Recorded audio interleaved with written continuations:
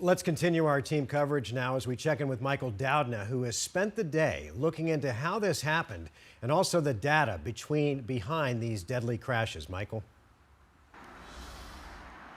Yeah, guys, I mean, right now, you can see behind me, things are really returning back to normal. Maybe the best sign of it is the sign itself. It's warning more about traffic flow than a potential accident. But the reality is that data shows when you mix distraction with semi-trucks, like what it looks like happened this morning, you get a lot of damage. 3 locations, 7 semis, and 5 deaths. A horrific chain of events. But how did it happen? Experiencing secondary crashes is not all that rare. That's Ram Pandiyala, an ASU professor who studies this for a living. And a string of damage normally starts with one accident.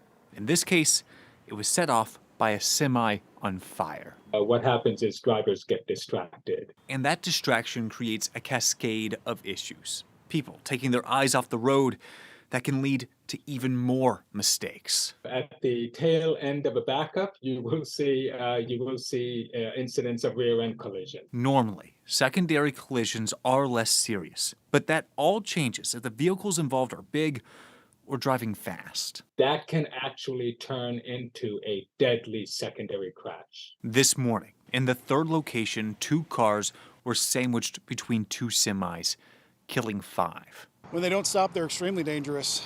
There's not a lot that can stop them. In fact, according to the National Highway Traffic Safety Administration, large truck crashes killed nearly 5,000 people nationwide in 2020.